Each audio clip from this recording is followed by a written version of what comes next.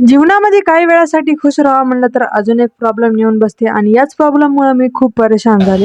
तर जय महाराष्ट्र मित्रांनो, स्वागत आहे तुमचं आपल्या 100 दिवस 100 मिनी व्लॉगच्या 59व्या दिवशी. जीवनामध्ये काय चालू आहे म्हणजे हे समजायला गेलं तर मग गणपती बाप्पा जवळ मागणी केली की बाबा मला काही जर समजायला गेला, मला रस्ता दाखव, काय चालू आहे काय नाही माझ्या जीवनामध्ये, असं म्हणून मी निघले होते कॉलेजला जाण्यासाठी. पण बसमध्ये एक छोटीशी मुलगी भेटली आणि तिने माझ्या जीवनामध्ये सगळे रंग बदलून टाकले. तिच्याकडे बघून मी बस मधले काही लोक आणि तुम्ही पण विचार करत असाल, वा किती भारी जिंदगी यायची, मस्त हसायली खेळायली. पण तिने एवढी गोड हसत होती की नाही, तिच्याकडे बघून मला पण हसू आलं आणि माझ्या पण चेहऱ्यावर स्माइल आली. मी त्या छोट्याशा मुलीला हसत राहिले आणि तिने हसत राहिली आणि काही क्षणासाठी विसरून गेले मी माझ्या जीवनामध्ये काय चालू आहे. आता याच्यावरून आम्हाला एकच शिकायला भेटते, ते म्हणजे की दुःख किती पण असू द्या, माणसाच्या जीवनामध्ये हसायला पाहिजेच म्हणजे पाहिजेत. आता तुम्ही म्हणत असाल ब्लॉगरला काय झालं बाई, एवढं का बोलायली आज? तर बाई मला तंग आलं हे रोजच्या रोज कॉलेज घर करून, म्हणून मी आज एवढं काही बोलले तुम्हाला. आणि त्या छोट्याशा मुलीमुळे माझा कॉलेजचा दिवस आज चांगला गेला. पण आता येते ट्विस्ट. घरी जाता वेळेस मी 5:30 वाजल्यापासून ते 7 वाजेपर्यंत बसची वाट बघली, पण एक पण बस आली नाही तेवढ्या वेळामध्ये. त्यात वरून अण्णाभाऊ साठेची जयंती होती आणि ते डीजे लावलेला होता, त्याच्यानं अजूनच डोकं दुखत होतं आणि याच कारणामुळे माझं अजूनच डोकं खराब झालं. कशी तरी एक लक्झरी आली होती 7 वाजता आणि त्या काकानं पण मला पळवलं. पार कोसाला जाऊन गाडी थांबवली होती त्यांनी